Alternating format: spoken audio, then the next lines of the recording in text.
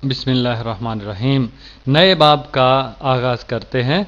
नाम है force and motion, क़ुव्वत और हरकत। डिस्प्लेसमेंट, हटाओ। डिस्प्लेस का मतलब हट जाना, हटा देना किसी चीज़ का एक जगह से दूसरी जगह। और हटाओ एक जगह से दूसरी जगह तक का फासला। किसी चीज़ को हम एक जगह से घसीट कर दूसरी जगह पर ले जाते हैं तो ये जो फासला होगा ये बराह रास्त फासला हटाओ कहलाएगा। मैं पढ़ता हूँ। It is the change of position, ये हालत में तब्दीली है ऑफ अ बॉडी, किसी जिस्म की हालत में तब्दीली को हटाओ कहते हैं। कहाँ से तब्दीली? From its initial position to its final position, इब्तदाई हालत से आखिरी हालत तक जो तब्दीली वाक़ होती है जिस्म की पोजीशन में वो हटाओ कहलाती है, डिस्प्लेसमेंट। और इसको तस्वीर के ज़रिए ज़ाहिर किया गया है। पहला नुक्ता ए है, जिस्म नुक्ता ए पर है और नुक्ता ए जो मब्दा और मंबा के लिहाज से ये वेक्टर R1 से ज़ाहिर किया गया है। ये R1 जो है वो पोजीशन वेक्टर है जो कि किसी चीज़ को ज़ाहिर करता है मकाम ए पर जो पड़ी हुई है।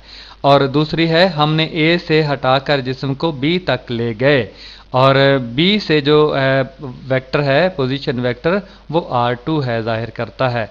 तो ए से बी तक जिस्म हट गया और मंबा के लिहाज से, ओरिजिन के लिहाज से ये फासला हम देखेंगे बराह रास्त फासला, और ये फासला हटाओ कहलाएगा। और देखें R2 में से R1 को निकाल दें तो ए से बी तक का जो बराह रास्त फासला है वो आ जाएगा, सीधा फासला। और एक टेढ़ा फासला भी साथ ही दिखाया गया है। टेढ़ा फासला सिर्फ फासला है और ए से बी तक का बराह रास्त जो है फासला ये हटाओ है। वेलोसिटी, समती रफ्तार। समती रफ्तार का लफ्ज़ अपने मानी खुद देता है, यानी वो रफ्तार जिस्म की जिसकी कोई ख़ास समत होती है। पहले जो हमने लफ्ज़ पढ़ा हटाओ का, डिस्प्लेसमेंट का, तो उसके अंदर समत मौजूद होती है।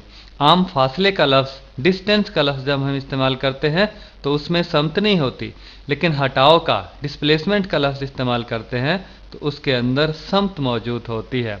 तो हम तारीफ़ करते हैं the rate of change of displacement, हटाओ में तब्दीली की शरह। शरह हमेशा वक्त के लिहाज से होती है। हम कहते हैं कीमतों की शरह बढ़ गई है, इसका मतलब यह है कि वक्त के लिहाज से कीमतें बढ़ गई हैं।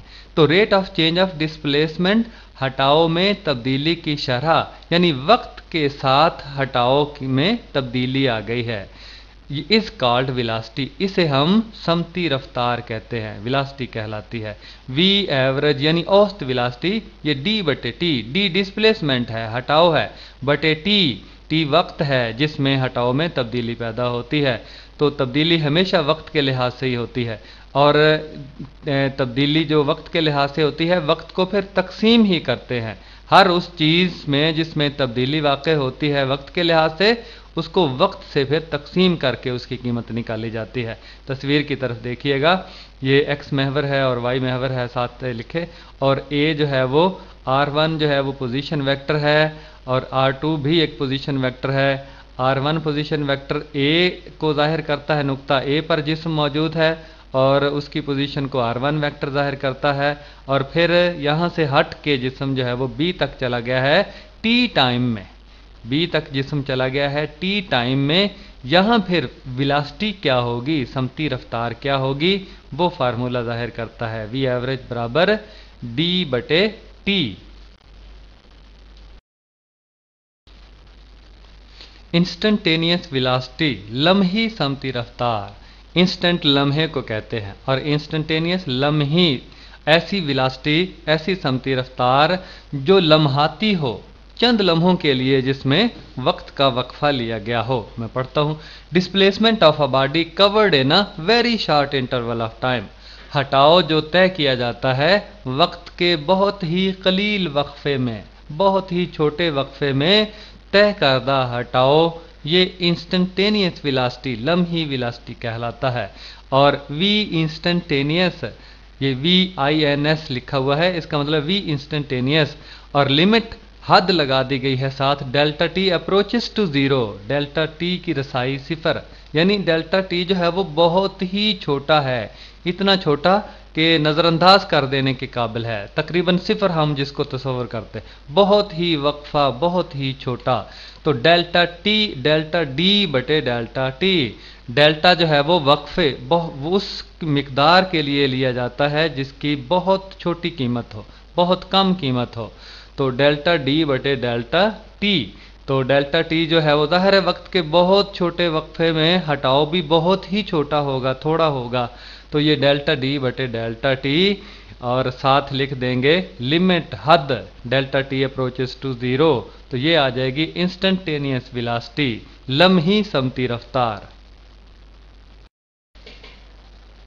एक्सेलरेशन, इसरा, इसरा का मतलब तेज़ी होता है, यानी वेलोसिटी में जो तेज़ी आती है।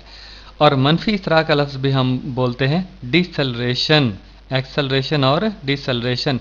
डिसलरेशन यानी वेलोसिटी में जो कमी आती है, किसी जिस्म की रफ्तार में कमी आती है, और एक्सेलरेशन जो तेज़ी आती है। और rate of change of velocity of a body, किसी जिस्म की वेलोसिटी में तब्दीली की शरह, समती रफ्तार में तब्दीली की शरह, या इकाई वक्त में जिस्म की वेलोसिटी में जो तब्दीली आती है, जो इजाफा होता है, उसे इसरा कहते हैं, एक्सेलरेशन। तो फार्मूला है ए एवरेज बराबर है v2 मनफी v1, v2 आखिरी वेलोसिटी, v1 इब्तदाई वेलोसिटी, और आखिरी में से इब्तदाई को तफरीक किया तो ये तब्दीली आ जाएगी, इजाफा आ जाएगा, और बटे डेल्टा टी, डेल्टा टी वक्त का वक्फा है। तो वेलोसिटी में तब्दीली की शरह, यानी शरह जो है वो डेल्टा टी से ज़ाहिर की जाती है, वेलोसिटी में तब्दीली की शरह। और जो v2 मनफी v1 तब्दीली है, डेल्टा तब्दीली को ज़ाहिर करता है, डेल्टा v बटे डेल्टा टी।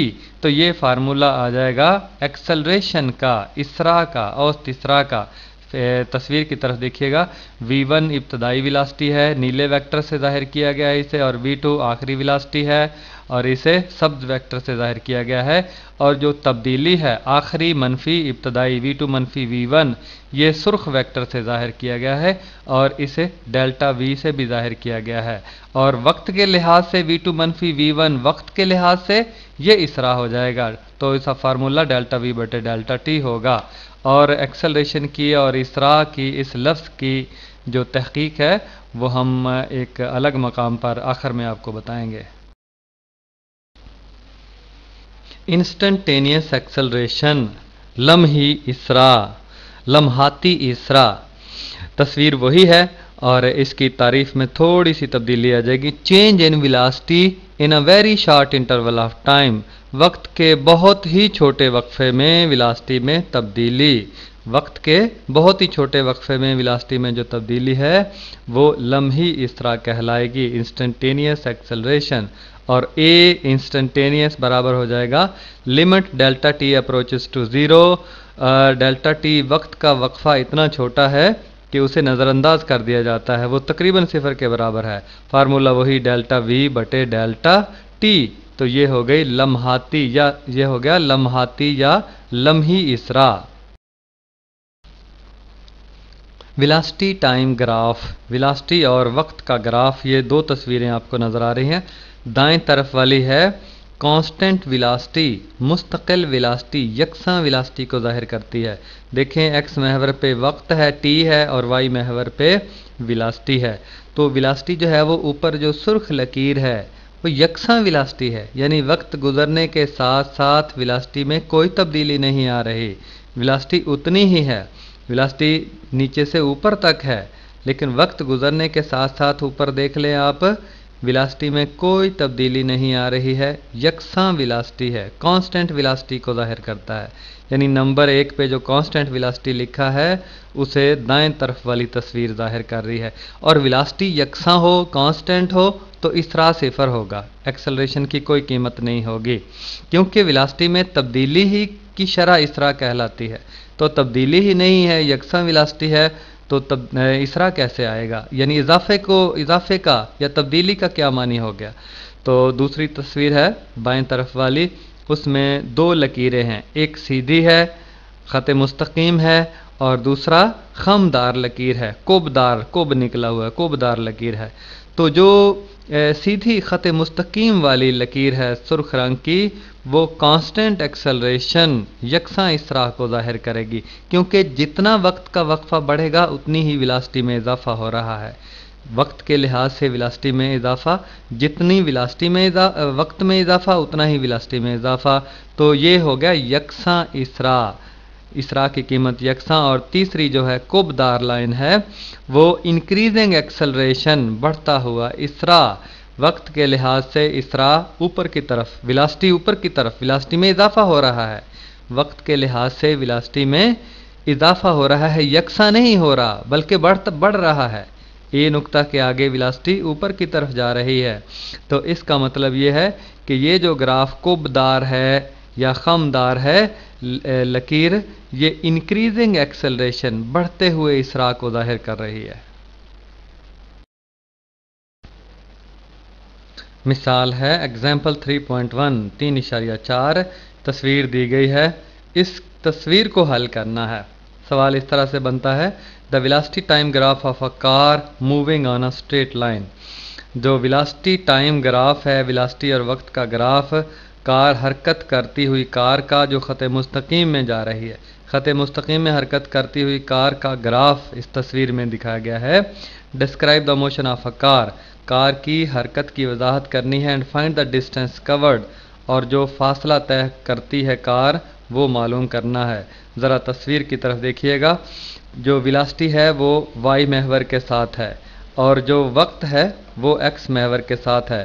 पहले 0 से 5 सेकंड, पहले 5 सेकंड में ये जो कार है ये ज़्यादा से ज़्यादा इसकी वेलोसिटी है, b नुक्ता पर वेलोसिटी ज़ाहिर करती है। जब वक्त 0 से 5, जब वक्त 5 सेकंड गुजर जाता है तो वेलोसिटी की रफ्तार, जो कार की रफ्तार है वो ज़्यादा से ज़्यादा हो जाती है, जो कि नुक्ता b ज़ाहिर करता है। क्योंकि b के सामने देखें 20 लिखा हुआ है और ये है v, y महवर v वेलोसिटी को जाहिर कर रहा है। तो वेलोसिटी हो जाती है 20 मीटर फी सेकंड। तो इस तरह देखें हम कि ए इसरा मालूम करना है डेल्टा वी बटे डेल्टा टी। डेल्टा वी क्या हो जाएगा? डेल्टा वी होता है वेलोसिटी में तब्दीली। जो बी नुक्ता पर वेलोसिटी है वो 20 है और नुक्ता 0 जो है ए पर वेलोसिटी 0 है। तो आखिरी वेलोसिटी मनफी इब्तदाई वेलोसिटी 20 मनफी 0 और वक्त का वक्फा है 5, यानी 5 मनफी 0 आप कर लें तो 5 ही आ जाएगा। तो 20 बटे 5 बराबर 4 मीटर फी सेकंड। वेलोसिटी इसरा हो जाएगा जिस्म का 0 से बी तक पहुंचते हुए, यानी 0 से 5 सेकंड, पहले 5 सेकंड में जो इसरा है जिस्म का 4 मीटर फी सेकंड स्क्वायर हो जाएगा। और आगे देखिएगा कि जिस्म बी से सी तक तो यकसा रफ्तार के साथ जा रहा है, यकसा वेलोसिटी से जा रहा है, वेलोसिटी में कोई तब्दीली नहीं आई 5 से 15 सेकंड तक। तो इसका मतलब यह है कि वेलोसिटी में कोई तब्दीली ना आए तो इसरा 0 होगा। बी से सी तक जिस्म जब जाएगा तो इसरा 0 होगा। और आगे देखिएगा कि सी से डी तक जिस्म जा रहा है, सी पर तो वेलोसिटी 20 मीटर फी सेकंड है और डी तक जब पहुंचेगी तो वहां वेलोसिटी 0 हो जाएगी। डी तक जो जिस्म पहुंचेगा तो वेलोसिटी 0 हो जाएगी। तो 0 मनफी 20, 0 मनफी 20 वेलोसिटी जो है वो आएगी। आगे देखें अगला ए बराबर डेल्टा वी बटे डेल्टा टी, 0 मनफी 20 और वक्त का वक्फा कितना है? ये जो 20 लिखा हुआ है ये 1 सेकंड आगे करके लिखा हुआ है और नुक्ता डी जो है वो 1 सेकंड पीछे, यानी 19 पर है नुक्ता डी, 19 सेकंड पर। तो 19 मनफी 15, 19 मनफी 15 नुक्ता ई से शुरू होता है, वेलोसिटी में कमी आना शुरू हो जाती है। तो उस वक्त इसरा मनफी इसरा होगा 15 से 19 तक, 19 मनफी 15, 19 मनफी 15 ये वक्त का वक्फा है। तो ये बराबर हो जाएगा मनफी 20 बटे 4, 19 मनफी 15 4 आ जाएगा। तो ये मनफी 5 मीटर फी सेकंड स्क्वायर, फी सेकंड। तो ये इसरा आ जाएगा इस जिस्म का।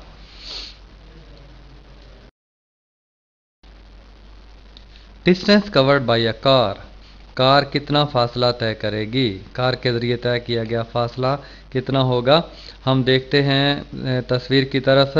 जिस्म जो है वो ओ से बी तक, ये जिस्म जो है वो ग्राफ ओ से बी तक, और फिर नीचे ये एक मुसल्लस बन जाती है, सायादार इलाका, फिर मुस्ततील दरमियान में बनती है, फिर उसके बाद एक मुसल्लस यानी तिकोन बनती है। इन तीनों का जो रकबा है इनको हम जमा कर लेते हैं तो वो फासला आ जाएगा जो कार तय करेगी। पहले मुसल्लस का रकबा कितना हो जाएगा? मुसल्लस है A B F, A B F जो भूरे से रंग का है वो मुसल्लस बनेगी ए बी एफ, और इसका रकबा आपको पता है इर्तफ़ा ज़रब कायदा, अमूद ज़रब कायदा, परपेंडिकुलर मल्टीप्लाई बेस, और 1/2, 1/2 इंटू परपेंडिकुलर मल्टीप्लाई बेस, अमूद ज़रब कायदा। अमूद है इसका बी एफ और कायदा है ए एफ आपको तस्वीर में नज़र आ रहा है। इसको आपस में जमा, जो दरमियान वाली मुस्ततील है वो बनती है, मुस्ततील है बी सी ई एफ, ये मुस्ततील बनी है। और इसका रकबा आता है, आपको पता है मुस्ततील का रकबा बहुत आसान है, तूल ज़रब अर्ज़ या लंबाई ज़रब चौड़ाई, तो ये आ जाएगा एफ ई ये लंबाई है और बी एफ चौड़ाई है, ज़रब दे दिया हमने, जमा आगे फिर आ गया आगे मुसल्लस 1/2, मुसल्लस का अमूद है, इर्तफ़ा है सी ई ज़रब ई डी है उसका कायदा, और सी ही है अमूद, और 1/2 साथ ज़रब खा के मुसल्लस का रकबा निकलता है। तो इन सब रकबों में कीमतें दर्ज कर दी। नंबर 3 पे ये बराबर 1/2 इंटू जो पहला था वो 20/5 है, और जो दूसरा था तूल था 20 और अर्ज़ था 10, और जमा जो तीसरी मुसल्लस बनी है 1/2 इंटू सी ई की कीमत 20 थी और ई डी की कीमत 4 थी। इन सब को हमने जमा कर दिया 4 नंबर मुसावात में, 50 जमा 200 जमा 40, तो ये कुल आ गया 290, रकबा कुल आ गया 290 मीटर। तो कार जो है वो कुल फासला तय करेगी 290 मीटर। इक्वेशंस ऑफ मोशन, हरकत की मसावतें हैं, ये मैट्रिक में आपने पढ़ी हैं। वी एफ बराबर वी आई जमा ए टी, वी एफ आखिरी विलासिटी, वी आई इब्तदाई विलासिटी, ए इसरा और टी वक्त, और दूसरी एस बराबर वी आई टी जमा 1/2 ए टी स्क्वायर, एस फासला, वी आई इब्तदाई विलासिटी, टी वक्त, ए इसरा, और इस तरह ये दूसरी मसावत। तीसरी है 2 ए एस बराबर वी एफ स्क्वायर मनफी वी आई स्क्वायर, मसावत number 3। Newton's first law of motion, Newton का पहला कानून हरकत, वही है जो मैट्रिक में आपने पढ़ा है, बस थोड़ा सा इयादा दोहराई दरकार है। A body at rest will remain at rest, एक जिस्म जो साकन है वो साकन ही रहेगा। And a body in motion will remain in motion, और जो जिस्म मुतहर्रक है वो मुतहर्रक ही रहेगा। साकन जिस्म साकन, और हरकत में जो जिस्म है वो हरकत में ही रहेगा। शर्त यह है in the absence of an external force, किसी बैरूनी क़ुव्वत की गैर मौजूदगी में। मिसाल के तौर पर कोई किताब मेज़ पर पड़ी हुई है, तो जब तक हम उसको क़ुव्वत लगाकर हटाएंगे नहीं वो मेज़ पर ही पड़ी रहेगी। जो जिस्म हरकत कर रहा है वो हरकत में ही रहेगा, लेकिन हमारा मुशाहिदा है कि कुछ दूर जाकर जिस्म जो है वो रुक जाता है। तो उसकी वजह यह है कि हवा की रगड़, ज़मीन की कशिश, ज़मीन की रगड़, और ये बैरूनी क़ुव्वतें हैं, ये ना हो तो जिस्म फिर हरकत करता हुआ हरकत में ही रहता है। इनर्शिया, जमूद का लफ्ज़ हम रोज़मर्रा ज़िंदगी में इस्तेमाल करते हैं। मसलन फ़लाँ शख्स पर जमूद तारी है, इसका मतलब ये है कि वो शख्स अगर हालत सुकून में है, बैठा है तो बैठा ही रहता है, और चल रहा है तो एक ही समत में अपनी ही धुन में मगन चलता रहता है। यानी वो अपनी हालत को बरकरार रखने की कोशिश करता है, तो उसकी इस खामी को, तब्दीली को पसंद नहीं करता, तो उसकी इस खामी को जमूद कहा जाता है।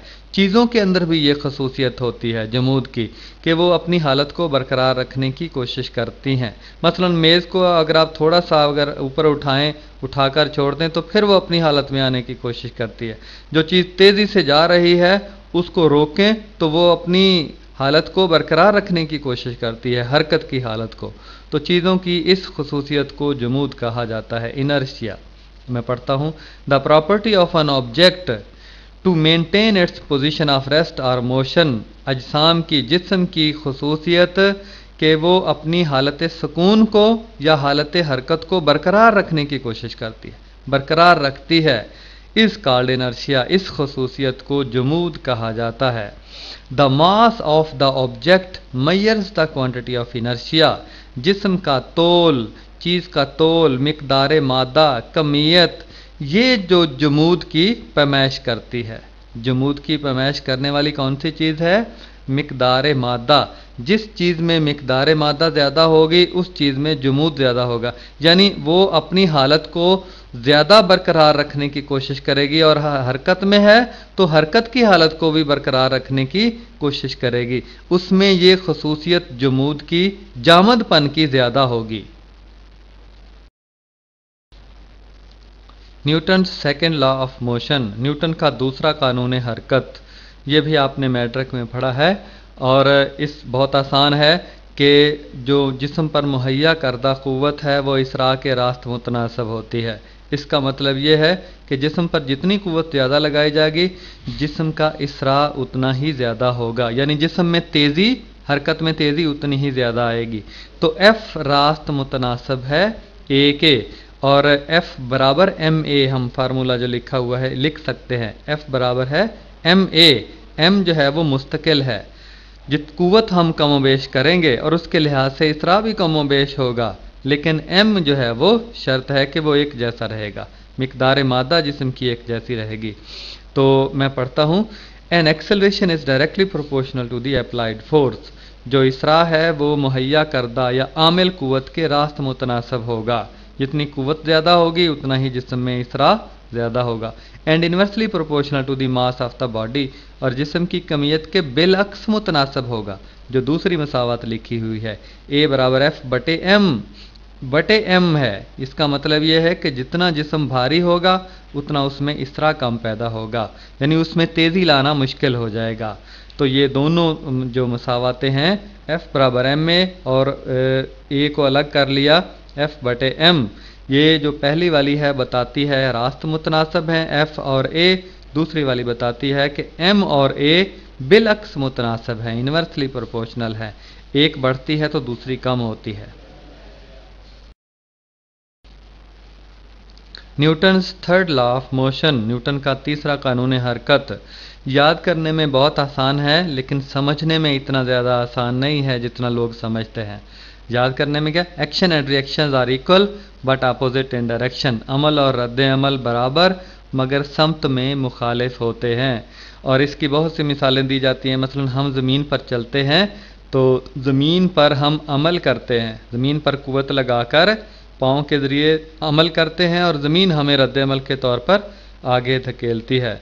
लेकिन सवाल ये पैदा होता है कि अमल और रद्द अमल जब बराबर हैं और समत में भी मुखालिफ है तो हम ज़मीन पर कुव्वत लगाते हैं और ज़मीन हम पर लगाती है रद्द अमल के तौर पर, तो हमें तो साकर खड़े रहना चाहिए था, क्योंकि कुव्वतें भी दोनों बराबर हैं और समत भी उनकी मुखालिफ है, तो हमें एक जगह पे साकर रहना चाहिए था। इस सवाल का जवाब क्या है? दरअसल बात यह है कि अमल और रद्द अमल दो अलग अलग वक्तों में लगता है। पहले हम अमल करते हैं और बाद में ज़मीन हम पर रद्द अमल की कुव्वत लगाती है, तब हम आगे चलते हैं। यानी क्या हुआ कि अमल और रद्द अमल जब एक ही जिस्म पर हो और अलग अलग जिस्मों पर है, अमल करते हैं ज़मीन पर और रद्द अमल होता है हम पर, जब ये इकट्ठी अमल और रद्द अमल की इकट्ठी कुव्वतें अमल करें, मुखालिफ समतों में अमल करें, तो तब जिस्म साकन रहेगा। लेकिन यहाँ ज़मीन के मामले में अमल पहले होता है और रद्द अमल बाद में। और दूसरी बात यह है कि अमल ज़मीन पर और रद्द अमल हम पर, यानी अलग अलग वक्तों में दोनों कुव्वतें अमल और रद्द अमल की लगाई जाती हैं और अलग अलग जिस्मों पर लगाई जाती हैं। अगर एक ही जिस्म पर एक ही वक्त पे लगे तो तब जिस्म साकन होगा, वरना फिर हरकत करता। इसी तरह परिंदे उड़ते हैं, अमल करते हैं हवा पर और रद्द अमल परों पर होता है, अलग अलग वक्तों में होता है, तो वो उड़ते हैं। बेशुमार मिसालें हैं, आप रोज़मर्रा ज़िंदगी में तलाश कर सकते हैं। तीसरे कानून हरकत की तफ़हीमुल इस्तिलाहात, डिस्प्लेसमेंट हटाओ और वेलोसिटी समती रफ्तार, एक्सेलरेशन इसरा, आगे हम इसकी तफसील पढ़ते हैं ज़रा इसरा की, और इंस्टेंटेनियस लम्हाती या लम्ही, और इनर्शिया जुमूद, और नंबर 6 डायरेक्टली प्रोपोर्शनल रास्त मुतनासब, एक चीज़ बढ़े तो उसके साथ साथ दूसरी भी बढ़े, एक कम हो तो दूसरी भी कम हो। और सातवां इन्वर्सली प्रोपोर्शनल बिलक्स मुतनासब, एक बढ़ती है तो दूसरी कम होती है, पहली कम होती है तो दूसरी फिर बढ़ती है, इसको बिलअक्स मुतनासब कहते हैं, इन्वर्सली प्रोपोर्शनल। इसरा एक्सेलरेशन, इसरा का जो लफ्ज़ है हमारी ज़ुबान, तहज़ीब, सकाफ़त और अदब में बकसरत मुस्तमल है, और इसका जो मंबा और माखज़ है वो भी हमारी तहज़ीब के अंदर खासा गहराई तक मौजूद है। देखें, पहला लफ्ज़ है सरीउल हरकत।